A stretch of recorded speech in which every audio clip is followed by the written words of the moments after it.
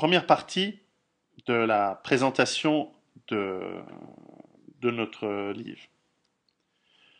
Voici une île, une toute petite île entre la Sibérie, l'extrême-orient soviétique russe et l'Alaska.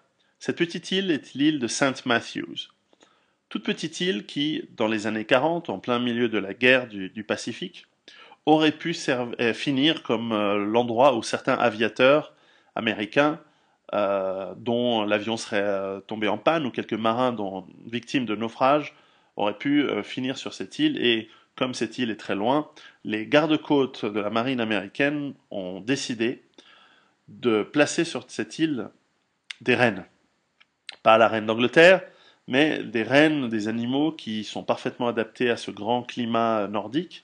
Et ils ont placé 29 rennes qui auraient pu servir éventuellement donc de nourriture à d'éventuels naufragés.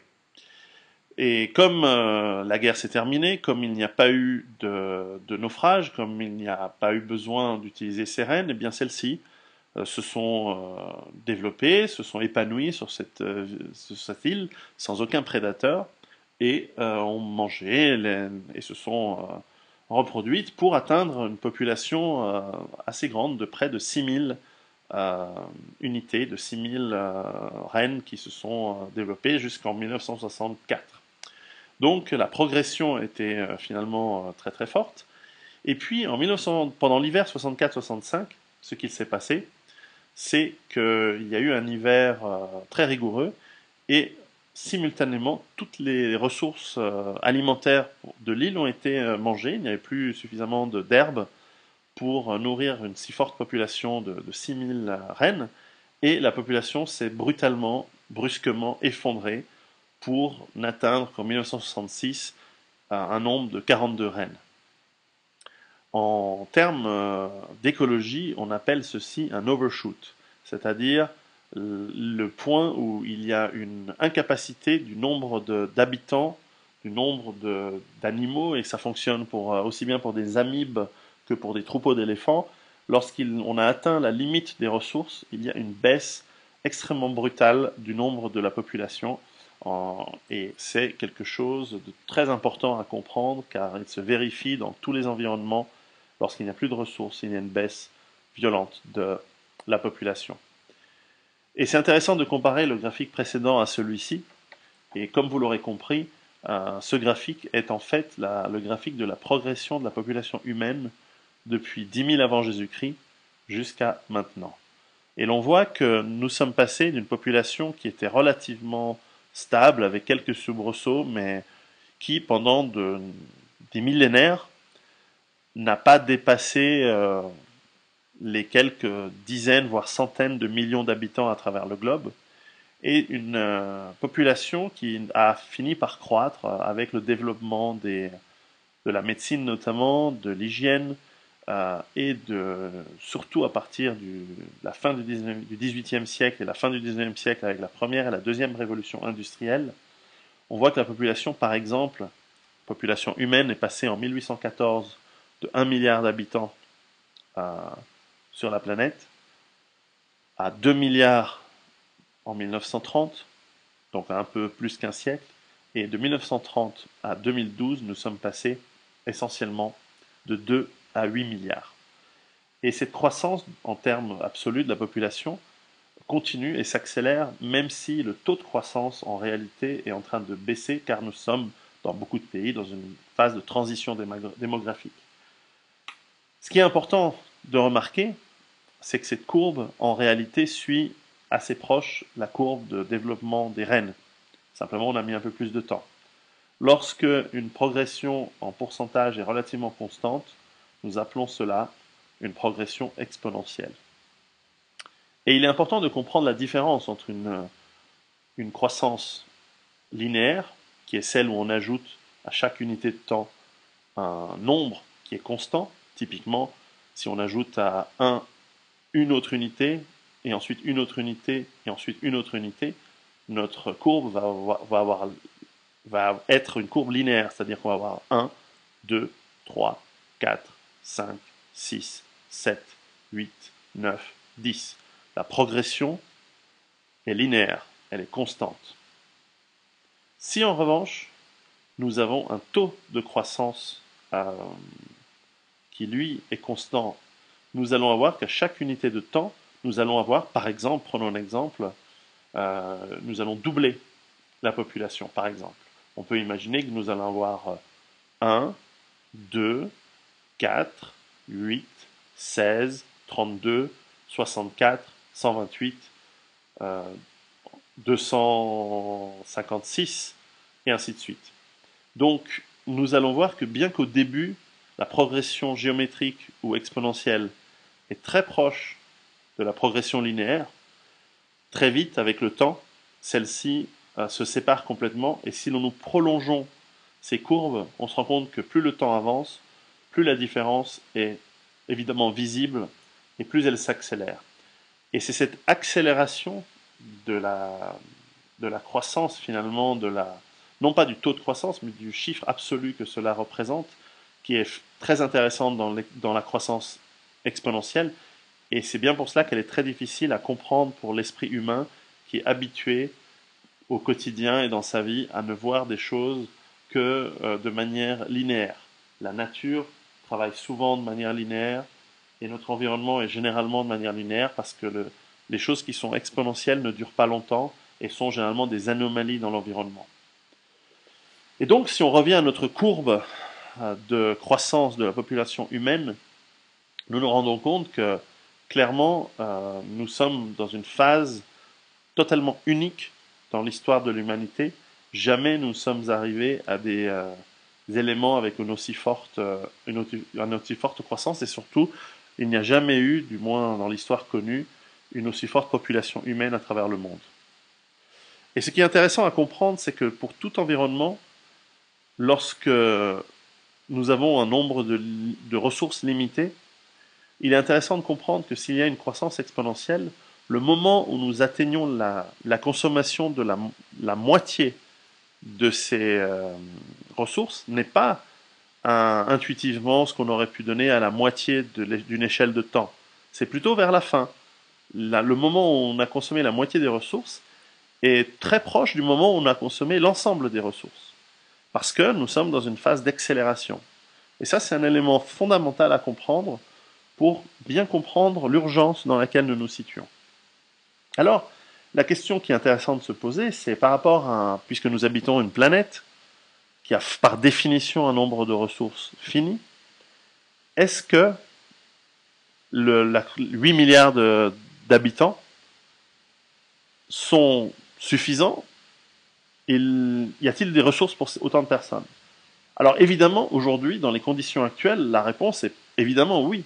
Nous avons 7 et bientôt 8 milliards d'habitants sur la planète, et par définition, ils vivent, ils respirent de l'oxygène, ils boivent de l'eau, ils se nourrissent, et donc il y a des ressources. Simplement, le problème, c'est que nous continuons à croître, les ressources ne vont pas vraiment ou de manière seulement marginale croître, et nos habitudes de consommation changent.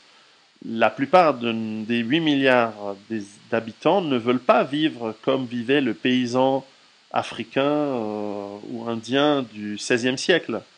La plupart, justement, des habitants de la planète, et surtout dans les pays à encore forte progression démographique, qui n'ont pas encore entamé une transition démographique comme l'immense majorité des pays, on va dire, du Sud, pour faire simple, eh bien, ces gens-là n'ont pas envie de rester dans un monde de consommation frugale.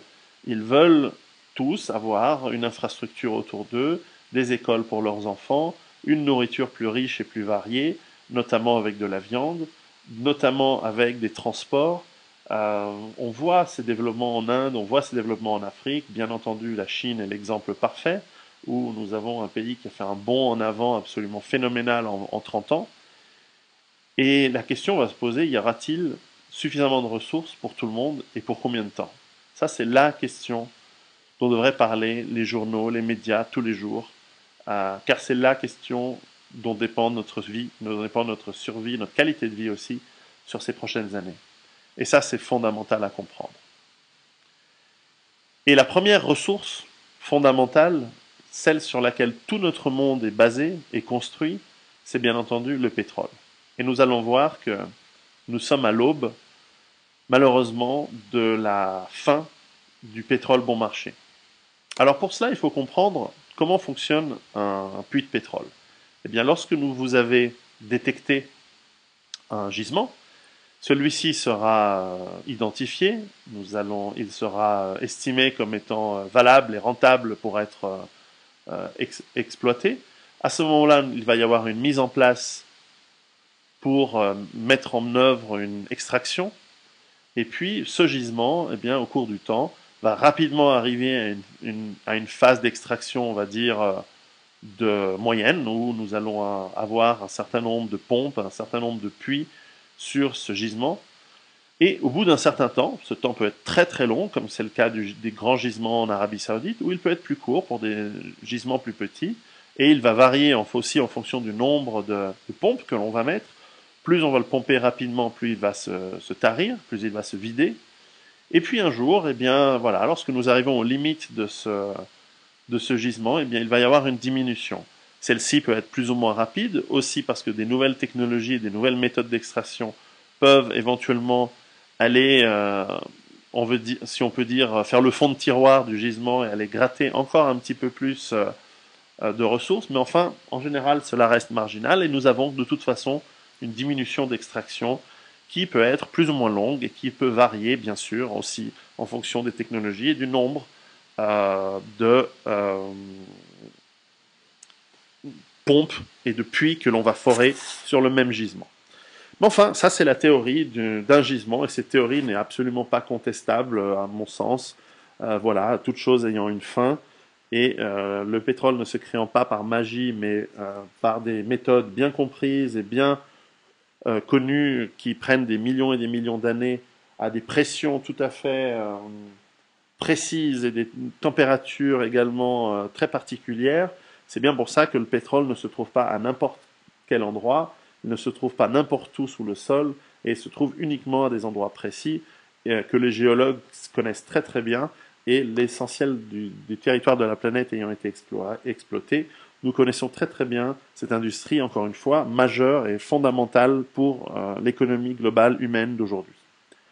Donc si ça c'est la courbe pour un gisement, si nous mettons tous les gisements découverts dans le passé et découverts aujourd'hui et éventuellement à découvrir plus tard, nous arrivons forcément à une courbe, toujours théorique, nous restons dans la théorie, qui est à peu près celle-ci, c'est que si on cumule le nombre de gisements séparés et que l'on cumule l'extraction que l'on peut en faire pour chacun, nous allons arriver, au fur et à mesure d'un certain temps, à une distribution normale, à une sorte de courbe de Gauss, qui, par définition, a un pic. Et à un moment, il y a un moment où nous arrivons à la moitié de l'utilisation des ressources, et ensuite, forcément, nous sommes à un déclin. Donc cette courbe n'est absolument pas contestable, à mon avis, ne peut pas être remise en cause, c'est comme ça. La grande question, et c'est là où il peut largement y avoir du débat, c'est à quel moment est-ce qu'on arrive à la fin de ces ressources et à quel moment nous arrivons à la moitié, au pic de la consommation de ces ressources. Là, encore une fois, il peut y avoir débat, il peut y avoir erreur. Il se pourrait qu'on découvre des gisements gigantesques, et puis pourquoi pas, si finalement cette courbe soit reportée dans le temps. Eh bien, nous allons voir. Lorsque l'on compile les données des gisements découverts et surtout de l'extraction, nous voyons, et ici nous avons groupé plusieurs grandes régions, Amérique du Nord, Europe, économie émergente, Amérique latine, Afrique, Moyen-Orient, nous voyons que les courbes d'extraction, eh bien, elles ont tendance à suivre avec bien sûr, les aléas de la géopolitique, avec des crises économiques où simplement la demande est un peu plus faible, mais enfin, nous voyons que si l'on cumule l'ensemble de la production mondiale de pétrole, nous nous rendons compte que nous sommes en train, autour de 2009-2010, nous avons atteint le pic et que nous sommes en croissance, en décroissance de production. Et on peut le décomposer par pays et par gisement. On voit que un grand nombre de gisements, en fait, de pays, ont déjà atteint leur pic il y a bien longtemps. Les États-Unis, par exemple, avec tous les grands gisements du Texas, etc., on ne parle pas de l'Alaska, eh bien, ces gisements ont atteint leur pic dans les années 70. L'Alaska en 89. Et on voit que beaucoup d'autres pays ont atteint ou sont sur le point d'atteindre leur pic en ce moment. On voit que le Mexique a atteint son pic notamment en 2004 et que nous estimons entre 3 et 6% de décroissance de production du pétrole à partir de maintenant. C'est une décroissance très très forte. Et il est très intéressant de comprendre même quels pays ont intérêt à annoncer des chiffres ou les retarder. Par exemple, l'Arabie Saoudite n'a pas annoncé avoir atteint son pic parce qu'ils ont un besoin fondamental de rassurer leur population et de la financer pour éviter des troubles sociaux grâce à l'argent du pétrole. Et donc, ils ne veulent surtout pas annoncer qu'ils auraient atteint leur pic, mais il est fort probable qu'il l'ait déjà fait. Il l'ait déjà atteint. Et donc, nous voyons ici en rouge tous les pays producteurs de pétrole qui ont atteint leur pic, et en vert ceux qui, officiellement en tout cas, ne l'ont pas encore atteint. Alors, il faut se méfier, être dans une couleur ou une autre ne veut pas signifier qu'il y a beaucoup de pétrole. Par exemple, nous voyons que la France a atteint son pic il y a bien longtemps, mais de toute façon, c'est un pays qui produisait très très peu de pétrole. Ce qui est intéressant, en revanche, à voir, ce sont des pays qui ont été des grands producteurs de pétrole, comme les États-Unis, le Mexique, l'Iran, l'Union soviétique et la Russie, par exemple. Eh bien, eux sont des pays qui voilà, ont atteint leur pic. Voilà. Et surtout, ce qui est intéressant de comprendre, c'est quelles sont les nouvelles découvertes. Parce qu'après tout, on pourrait rétorquer à cette théorie du pic du pétrole, de dire, mais finalement, on va encore découvrir des nouveaux gisements. Sauf que là aussi, on voit que nous avons des découvertes de pétrole qui ont une très forte croissance dans les années 40, 50, 60, mais que l'on découvre de moins en moins de nouveaux gisements et que ceux-ci sont de plus en plus petits. Voilà. Voilà, le téléphone sonne, mais tant pis, je vais l'enregistrer quand même, cette vidéo. Voilà, c'est les aléas du direct. Et donc, ce qui est intéressant, c'est de comprendre qu'à partir des années 2000, finalement, on voit que l'on découvre de moins en moins de pétrole. Les grands gisements de pétrole découverts notamment au Brésil, eh bien, je crois, représentaient 3 milliards de barils et qui correspondent seulement à quelques mois de la consommation humaine. Et donc, cela reste relativement faible. Que peut-on dire également? Et voilà, c'est que si nous avons une certaine production qui continue à croître parce que la demande est forte, nous avons besoin de pétrole, et que les découvertes passées se réduisent et les découvertes futures elles sont de plus en plus petites et incertaines, nous allons arriver à un moment où le delta va être tellement grand que nous n'allons plus pouvoir fournir suffisamment de pétrole. Mais la face cachée si on peut dire, de cette industrie, c'est qu'en réalité du pétrole, nous en avons, il y en a beaucoup, et même dans les anciens gisements, il en reste un petit peu. Donc ce n'est pas une pénurie totale de pétrole auquel nous devons faire face, c'est surtout une pénurie de pétrole pas cher.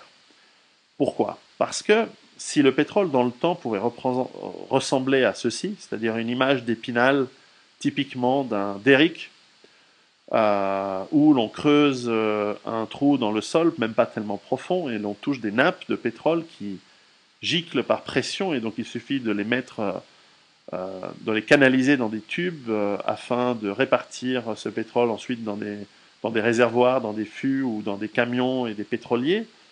Eh bien, ce pétrole, il est très liquide, il s'extrait de manière très simple, et surtout, il est très très bon marché, et en plus, il se trouve que c'est du pétrole très facile à raffiner et donc à utiliser pour toutes sortes d'applications qui vont des combustibles pour nos voitures, pour nos transports, mais aussi à la chimie, etc.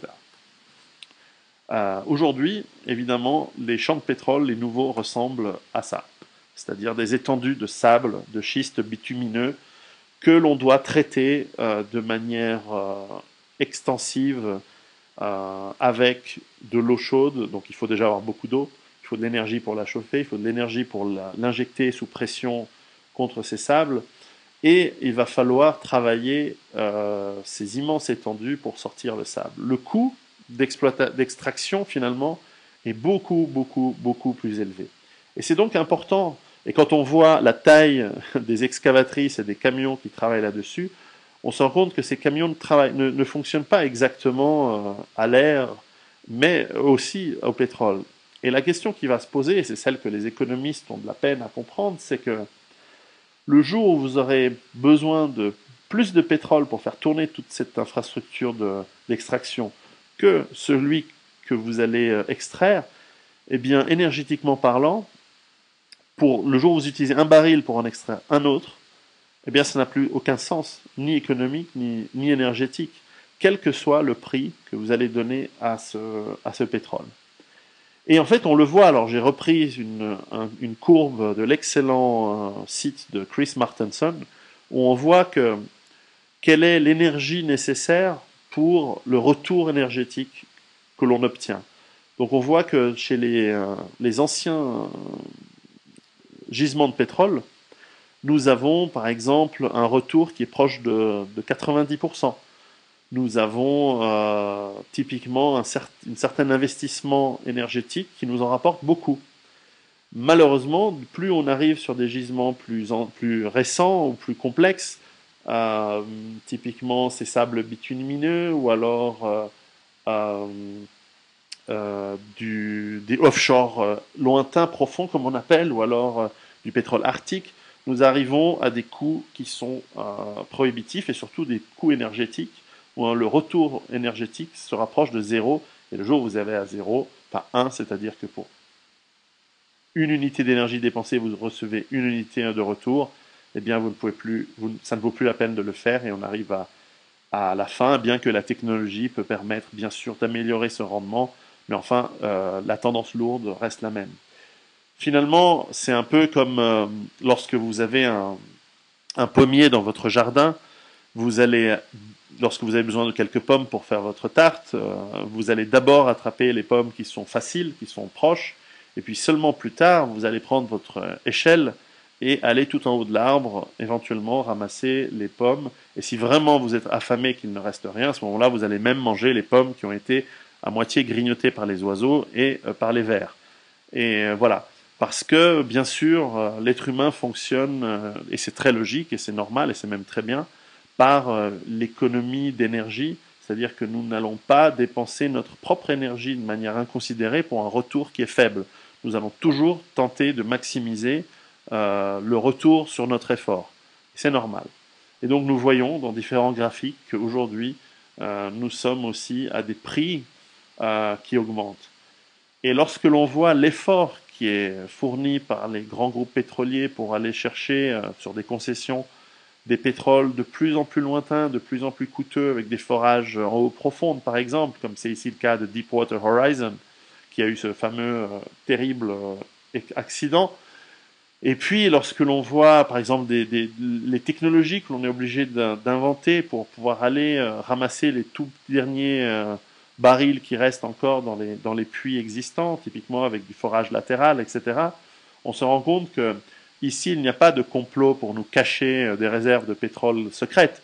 Non, non, au contraire, on est en train de vider les fonds de tiroir, on est en train de ramasser tout ce que l'on peut, et c'est vital. C'est vital parce que notre demande en énergie est en forte croissance. Même avec des technologies qui consomment moins, même avec des voitures qui peuvent être hybrides ou qui certainement sont capables, nous savons construire des voitures qui consomment moins qu'avant. Malgré tout, la consommation dans le monde est phénoménale. Il n'y a aucun endroit où elle décroît. En Amérique du Nord, entre 2004 et 2030, nous allons avoir plus 25% de la consommation euh, d'énergie, et notamment en pétrole. Plus 18 en Europe, mais surtout plus 85 en Amérique latine, plus 58 en Afrique, plus 64 au Moyen-Orient, plus 164 en Inde, plus 100% en Chine, etc. Euh, il n'y a que le Japon qui ne fait que plus 9, mais même le Japon, pratiquement 20 ans dans une sorte de récession, ou en tout cas sans croissance économique, il va consommer de plus en plus. Malheureusement, nous sommes accros, nous sommes des drogués à cette drogue qu'est le pétrole, car elle nous permet les transports, l'économie globale, les vêtements, les médicaments. Nous allons le voir, c'est une énergie et une matière qui est absolument présente partout dans notre mode de vie. Regardez autour de vous, tout ce que vous voyez a été fabriqué, transporté grâce au pétrole. Tout ce que vous mangez, tout ce que vous attrapez au supermarché a été amené là grâce au transport, grâce au pétrole. C'est le sang de notre économie, c'est ce qui permet notre vie aujourd'hui. Et c'est clair, nous le consommons de manière probablement inconsidérée et probablement au-dessus de nos besoins. Et aujourd'hui, nous avons des grands géants que sont la Chine et les États-Unis, qui sont les deux plus grands consommateurs de pétrole. Et leur mode de vie et même toute leur réussite économique et sociale jusqu'à présent, bien que les États-Unis sont en perte de vitesse, nous en parlerons, et bien malgré tout, toute leur réussite est due essentiellement au pétrole. Sans le pétrole, nous aurions des civilisations complètement différentes et nous allons voir comment cela ait pu arriver. Et je vous assure que ça va être difficile d'imaginer un monde où nous allons avoir des pénuries de pétrole. Or, c'est ce monde vers lequel on va, et surtout des prix qui vont augmenter. Imaginez ce que c'est que du pétrole, je le vois déjà aujourd'hui, nous sommes en septembre 2012, des prix à 2 euros, par exemple, à la pompe. Imaginez 20 euros, imaginez 200 euros, imaginez 2000 euros. Le monde est complètement différent avec des prix qui augmentent. Donc on peut très bien imaginer que nous allons cesser d'utiliser du pétrole parce que ce sera juste pas possible, avant qu'il n'y en ait plus. Et je crois que ce sera ce qui va se passer. L'autre problématique liée au pétrole, comme tout observateur normal a pu le constater, c'est que là où il y a du pétrole, il y a généralement soit des dictatures, soit de la guerre, soit un conflit très fort pour la maîtrise de cette ressource fondamentale et clé. Et on voit que depuis une trentaine d'années, de plus en plus de guerres sont faites pour le contrôle de pays qui ont du pétrole. Souvent, les êtres humains se battent notamment lorsqu'il y a pénurie ou perception de pénurie de matière ou de ressources qui sont considérées vitales. Je ne vous fais pas un dessin, mais je pense que c'est relativement évident que les conflits au Moyen-Orient, par exemple, se font là où il y a du pétrole. Personne n'est allé envahir le Yémen. Personne n'est allé envahir ou libérer, que sais-je, l'Érythrée. En revanche, l'Irak, oui. L'Arabie Saoudite, clairement, elle est sous contrôle. La Libye, qui n'était pas longtemps sous contrôle, maintenant, clair, le pays a été pris, etc., etc. Nous voyons clairement, depuis une trentaine d'années, une focalisation des conflits dans cette région, et ce n'est pas par hasard. Et nous voyons préparer clairement d'autres conflits qui arrivent. J'espère évidemment que ce ne sera pas le cas, mais enfin, l'Iran reste un des pays au Moyen-Orient avec tout de même des grosses ressources de pétrole et de gaz, et ressources qui ne sont pas utilisées au maximum, surtout des capacités de production. Et ça intéresse beaucoup de monde.